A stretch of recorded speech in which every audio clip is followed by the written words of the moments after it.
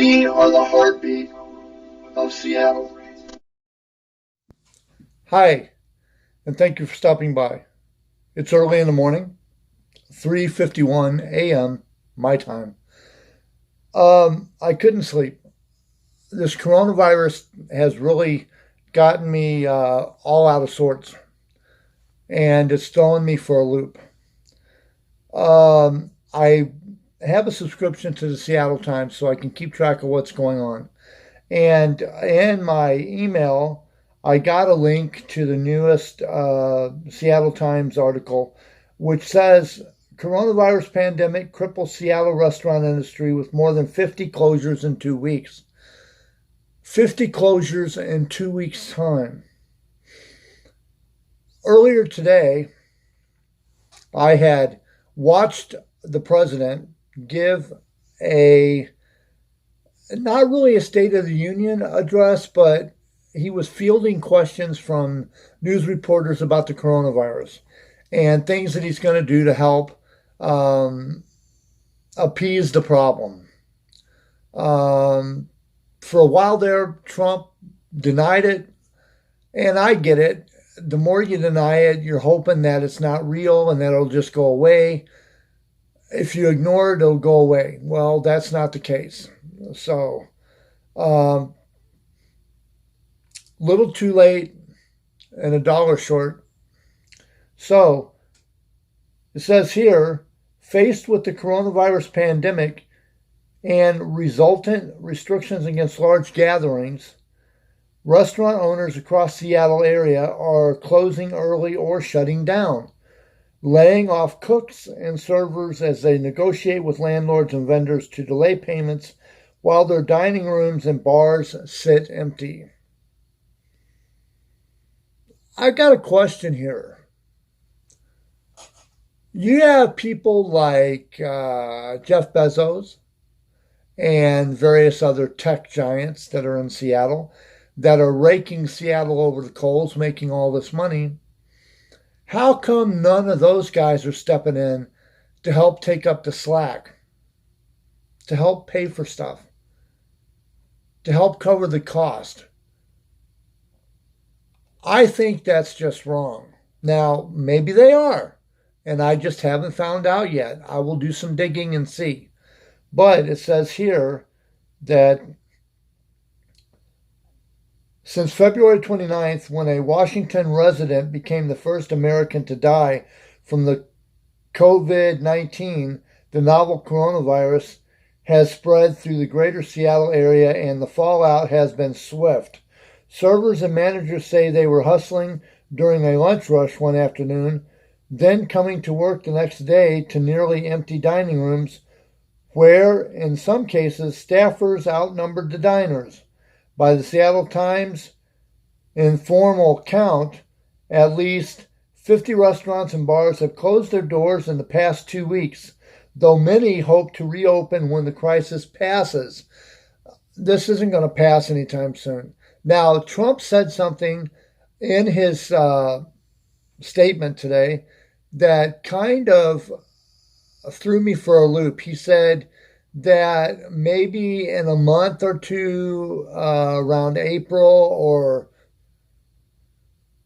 or May, the coronavirus may disappear. Does that make any sense to you? It kind of does to me. It kind of, and I hope I'm wrong here. I'm a conspiracy theorist. Give me a tinfoil hat. I can be happy with that. I believe that it's possible the government could have staged this, but I got no proof of that.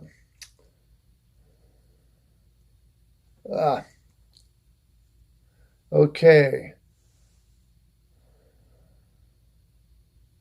Across the Seattle area, many bars and restaurants are facing a reality that eerily resembles the Great Recession, only on hyperdrive, with lunch crowds disappearing and a flood of diner reservations cancellations and catering events wiped off the books overnight, forcing many companies to slash staff and pivot to takeouts and deliveries to make up for lost revenue. Several restaurant owners and investors have said this.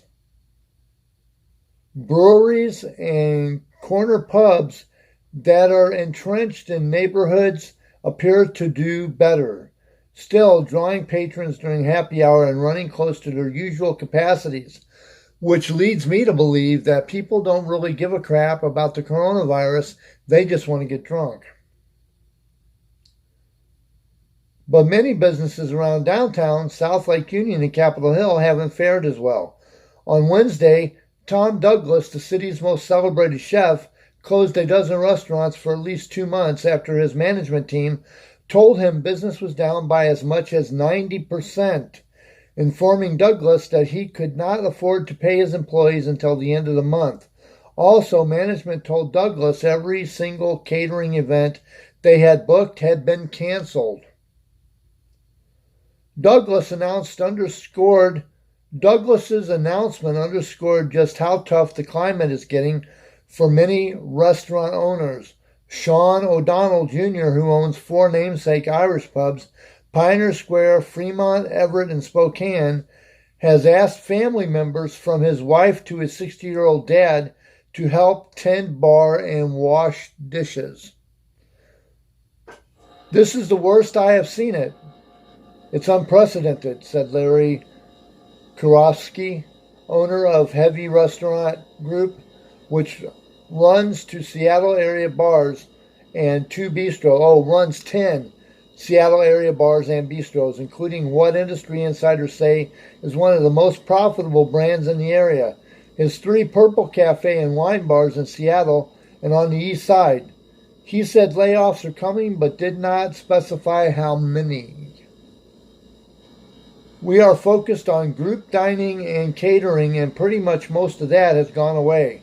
To be frank, we are flat out scared right now," said James Weinman, who owns 11 restaurants in the Seattle area, including Ryan Haas on Capitol Hill and Bastille Cafe and Bar in Ballard. Weinman is in talks with his landlord to negotiate a rent reduction during the slowdown. It's going to be tough. It's going to be tough. The prediction and forecast of the virus's growth in Seattle area could very well force us to close some of or all of the restaurants at some point temporarily. Since there's no cure, there's no telling how bad it's going to get. Since the virus seems to be popping up in places it should not be popping up in, that makes me wonder, and yes, I am rubbing my eye. I am healthy. I am being cautious. I'm not being paranoid. I wash my hands regularly. I do not like to use antibacterial soap because upon doing that, I cause my body to become lazy. I do a normal wash with soap and water up and down my arms, and I dry my hands as best I can, and I just shake my hands and allow the air to dry my hands. Seattle, it's getting bad. I'm telling you, these restaurants are just a foreshadowing of what's really going to happen. Seattle may become a ghost town if the coronavirus persists and people become paranoid. That's the thing. People do not need to become paranoid. They do not need to go out there and buy every single last bit of toilet paper. If you were to be careful and cautious, you can go out and do your normal routine during the day. And if you start to feel like you're getting sick, you happen to feel like you're feverish or you're having a hard time breathing, go home, check on yourself, call a doctor if need be. But there's stores. There's people out in stores that are like Sam's Clubs. There's Sam's Clubs out there and Walmarts and all of that where people, today, a friend of mine went to go look for Lysol spray. Couldn't find it. They were all sold out. Why?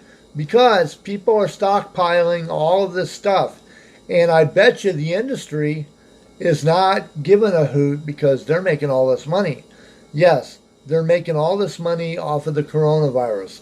The Purells, the antibacterial soaps, the paper towels, the Kleenexes, the napkins, Everything that you need to help keep you safe during this virus is being bought up, and there's nothing left. Stores are having a hard time stocking them. They're gone. They're just gone. And I would hate to think that our government would do this, but judging from past instances, they have done this kind of thing before. Well, I also want to kind of end on this note, on a kind of a more positive note. I wrote a letter to Lisa Herbold, and I got a letter back, and I asked her about the homeless crisis and when she was going to start working on that, or when was the council going to start working on that. Lisa Herbold wrote me back and said it's a top priority and blah, blah, blah, blah, blah. So I wrote her back and I said the homeless has gotten worse since early 1990s. The homeless problem has steadily gotten worse, and council after council after council, year after year after year, term after term after term, the city has ignored the homeless problem and swept it under the rug, along with a lot of other problems that need to be worked on. In 2025, I plan on running for mayor of Seattle. I plan on bringing up a lot of things that the city has not been doing. Having said that, I'm not a bad person. If the city starts to straighten up and fly right, I may not need to run for mayor in 2025. But if I do not see anything substantial happen by the end of this year, going into next year, I will pack up my stuff. I will move to Seattle, which I do not live at the present time. I will move to Seattle, and I will do an exploratory, and I will find out what the residents of Seattle really want. What kind of Seattle do you want? Do you want it to be a little bit of New York and a little bit of San Francisco with a whole lot of Silicon Valley thrown in? Or do you want it to be Seattle? Choice is up to you. I'm going to let you go on that note. If you have an idea for a video, please put it in the comments below. If you know anything that's going on in Seattle that I don't, put it in the comments. I would love to hear from you. Also, remember, don't freak out. Be cautious. Take care of yourself. But don't walk around paranoid, being afraid to bump into anybody. But be aware of your surroundings. Having said that, I'm going to let you go. Have a good night, Seattle, America, and all points beyond.